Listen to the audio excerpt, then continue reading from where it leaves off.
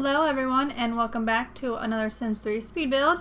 So today we are building another house in Appaloosa Plains. It is on the Edna Mary Way Street, I guess it is. I am not coming up with names right now, so I just named it the street name. So I called it Edna Mary Way. It sounds a little weird. But I honestly couldn't come up with anything different, so I just went ahead and went with it. This house is, I believe, on a 30 by 30 lot. It will cost your Sims approximately 91,000 simoleons, and if you get it unfurnished, it'll be approximately 43,000 simoleons.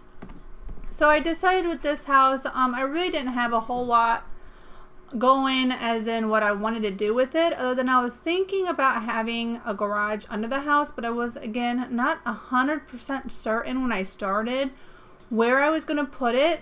I ended up shrinking the basement down by a lot because I really didn't want to build a big house, but it turned out to be 4-bedroom anyway. I was originally not going to do the basement, as in I wasn't going to furnish it, and then I get to that section and I thought, oh, what the heck, I'm going to go ahead and furnish it because most of my houses are usually fully furnished. I guess, you know, if you ever want a house maybe that isn't fully furnished, you know, just let me know in the comments below and I can probably do that for you.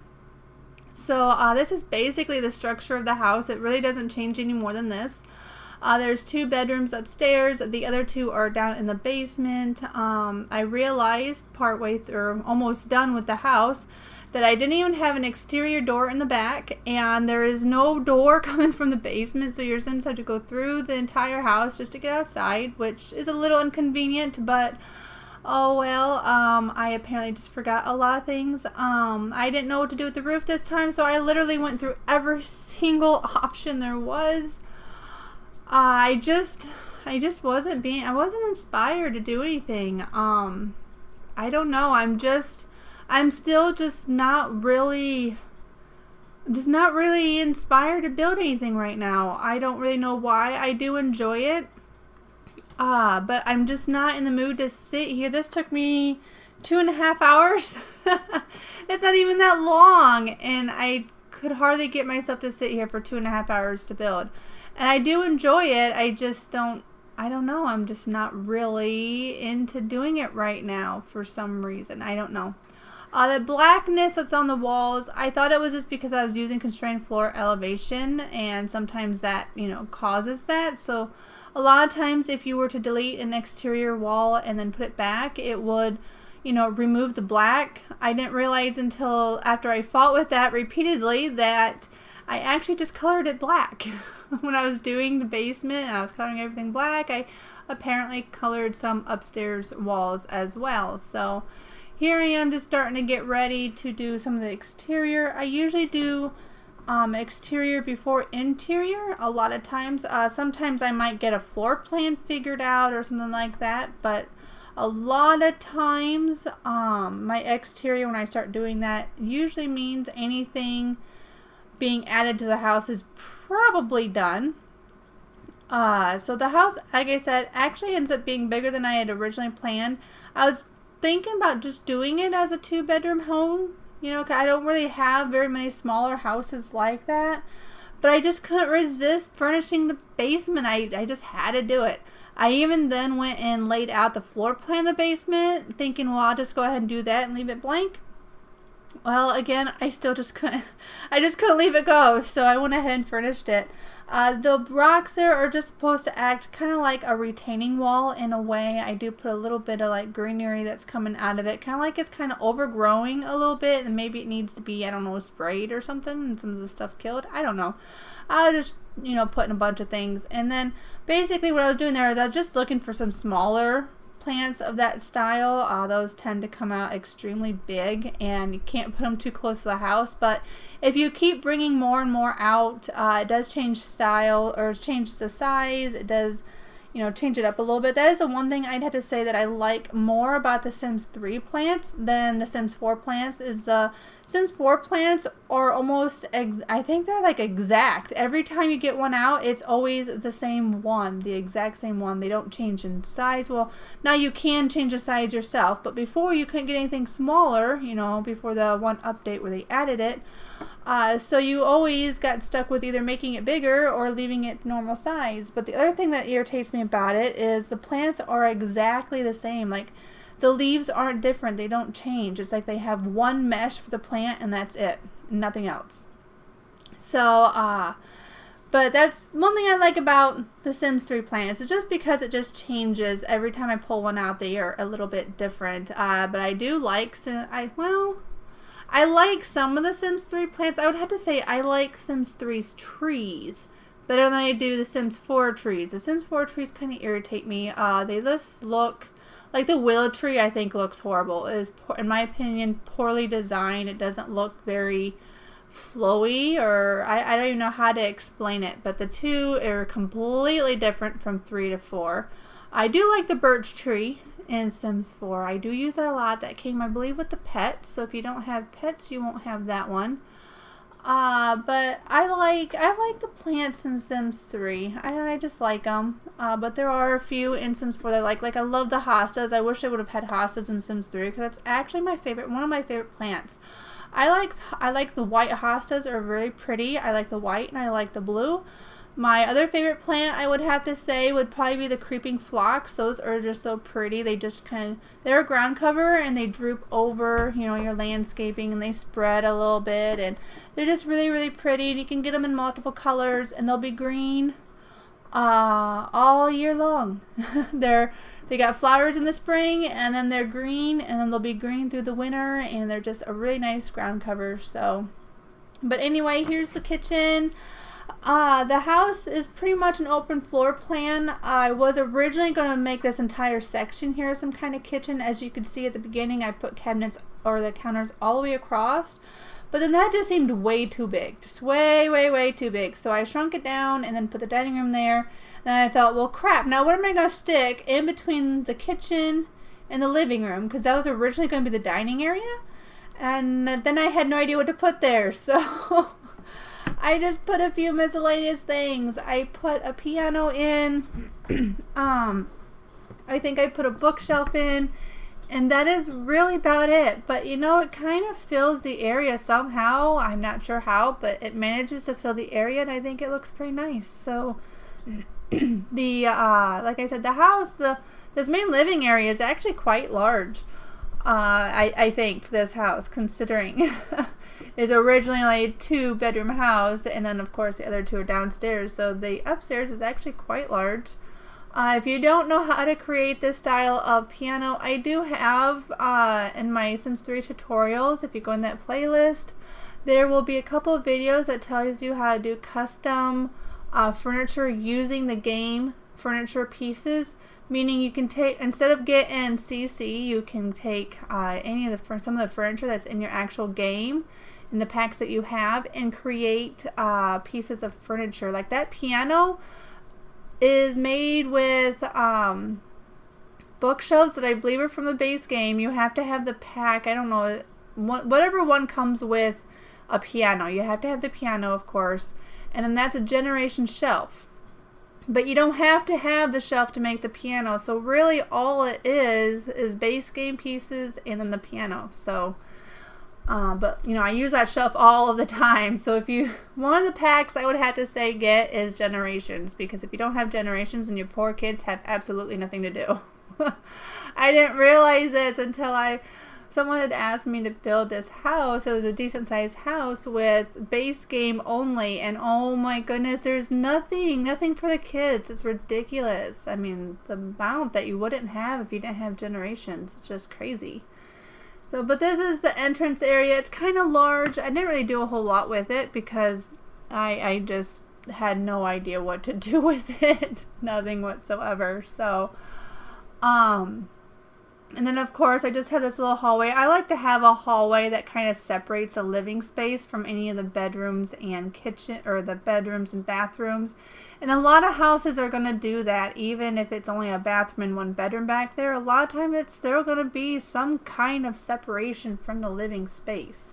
Now I'm not going to say all houses are that way, but a lot of them will. So a lot of times I will put that little hallway in just because to me it makes it look more realistic and I just like it.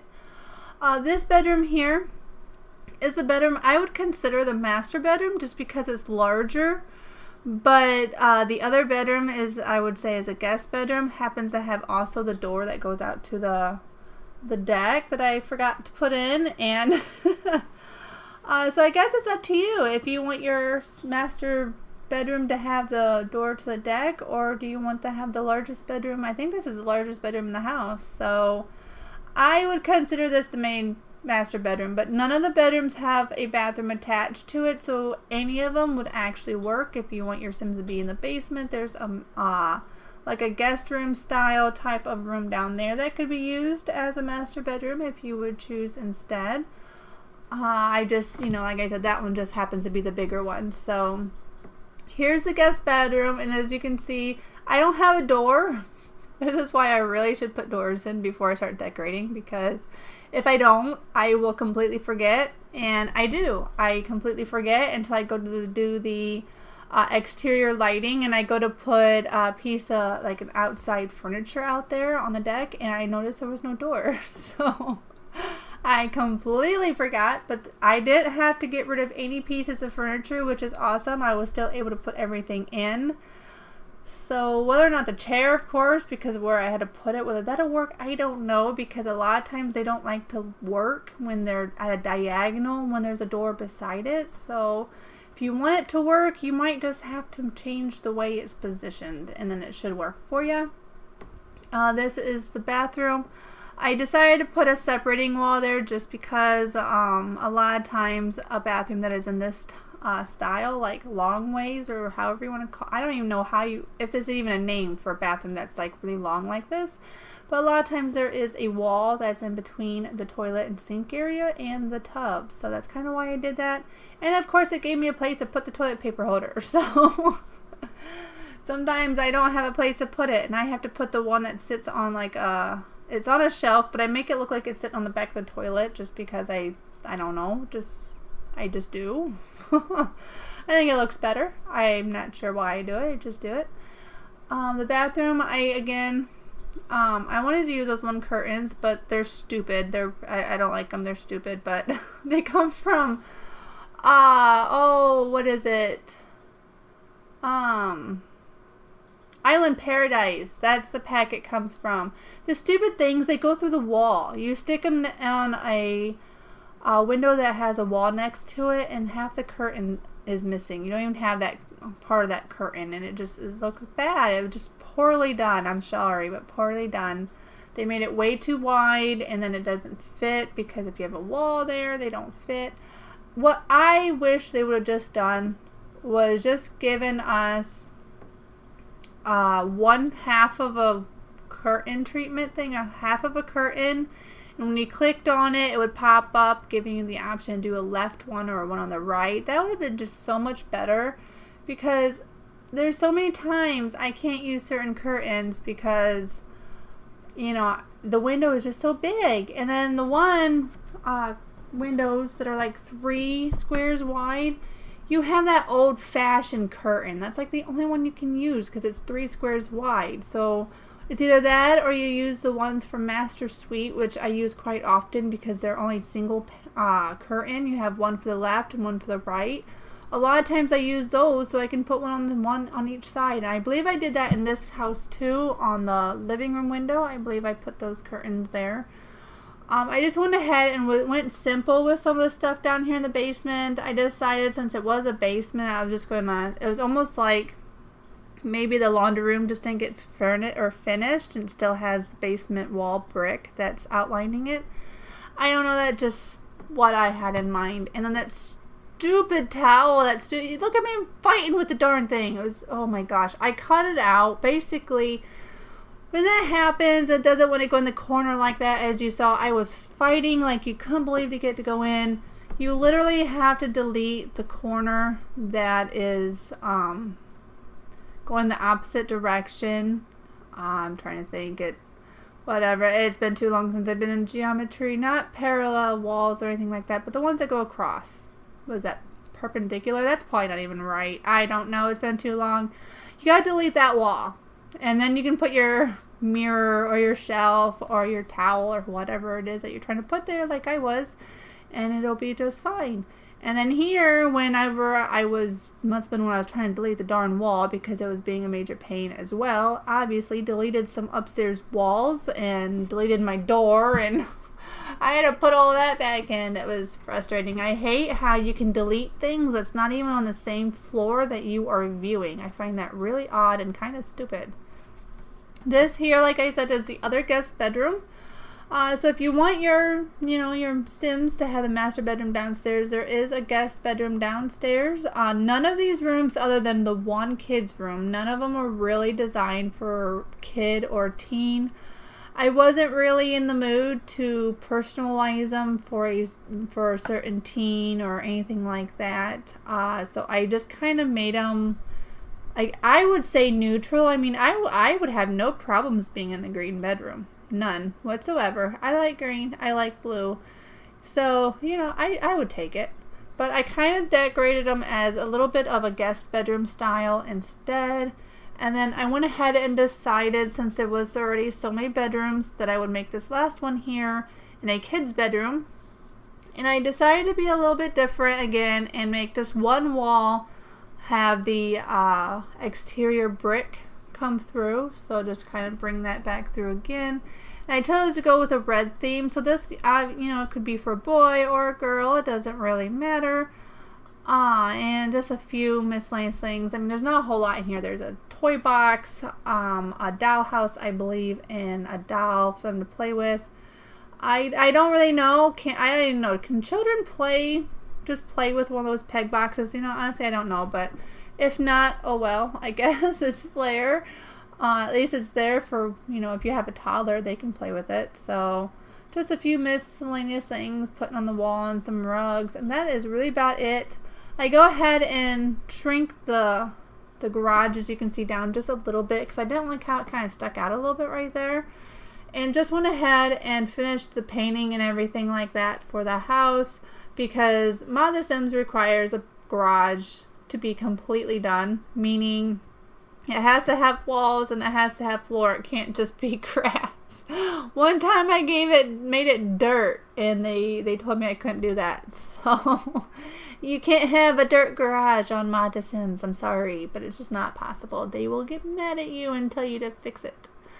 The stairs there, the reason why the foundation wouldn't go in, I didn't realize it, but it's only, I believe it's 5-step stairs, and for some reason, depending on how many steps the stairs have, the foundation portion will not go in, so using my little trick there does not work. And like I said, at first I didn't realize that. I thought it was 4, and I couldn't understand why it wasn't going in because I had the ground beside it or in front of it flat, so that shouldn't have been the problem. But then I saw, oh, it has 5 steps. That's probably why. It's just being complicated because there's 5 steps. But anyway, here are the screenshots of the video or of the house. I hope you enjoyed. I didn't mind building the house. I think it turned out nice. I like how the exterior looked. I just wasn't in the mood to build. That's all. Had nothing really to do. I think the house turned out good. I don't think I slacked off any. I don't think it looks like I took my time. It looks like I tried. So I hope it looks like I tried. So I hope you enjoyed. Any comments or suggestions, go ahead and leave them below. And I will see you next time. Have a wonderful day. Bye.